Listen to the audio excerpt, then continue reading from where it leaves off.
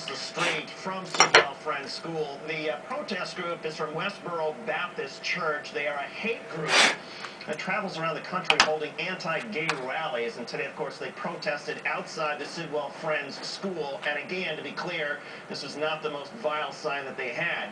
The group has targeted the funerals of U.S. troops and has recently been targeting Jewish temples. The group is known for staging its events for maximum publicity and controversy.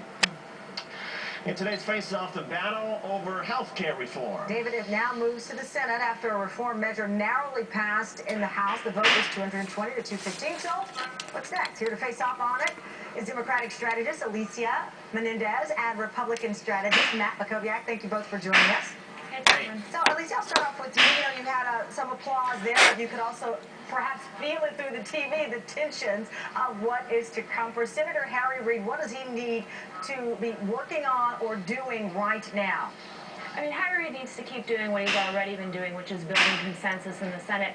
They're a long way there. The Senate proposals we've seen are close to the House in the way that they increase affordability, they increase accessibility, they maintain stability for Americans who already have care, and they bring down costs for small businesses, they bring down costs for families, they bring down costs for the government, and they also reduce our federal deficit. Now, what Harry Reid's going to need to do is just get this bill on the floor. I think if he can do that before January 1, he can declare it a victory. And Matt, let me get you in on this. I mean, you've got, of course, a lot of hopes for some Republicans in Joseph Lieberman. Is he the hope for the GOP right now?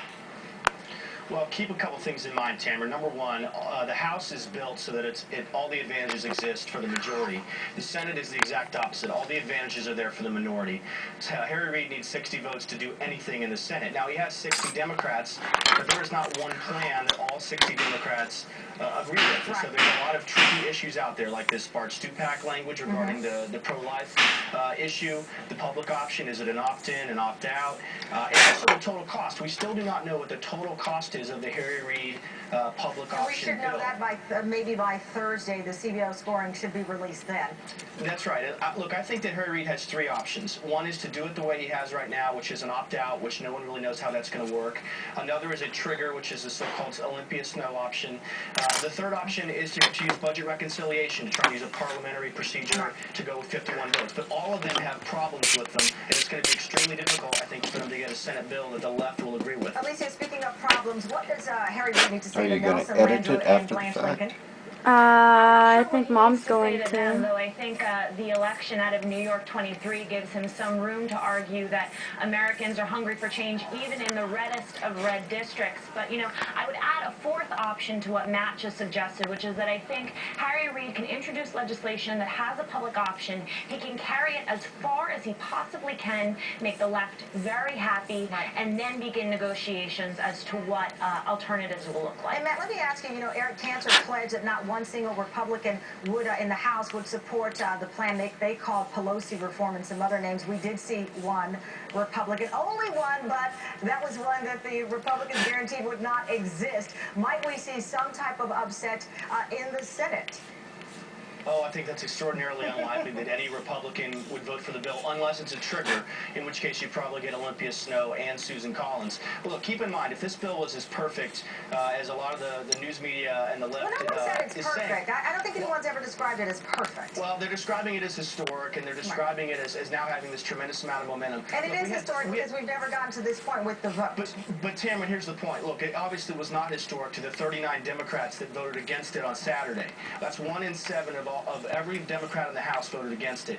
And so now you've got between 5 and 7, maybe more Democrats in the Senate that are expressing serious concern. Evan Bayh, Blanche Lincoln, Mary Landrieu. There's a good number of them that have a number of problems with it. And look, I'd mention one other thing, and that is the editorial page editor of the Washington Post, Fred Hyatt, who is not a conservative person, today raised serious questions about the cost of the bill and the fact that it is going to cost the American people over $1 trillion, and in fact that a lot of the budgeting that's in place is dishonest. So I think I would take issue with describing Fred Hyatt as not being conservative, but that's a debate we can have another day.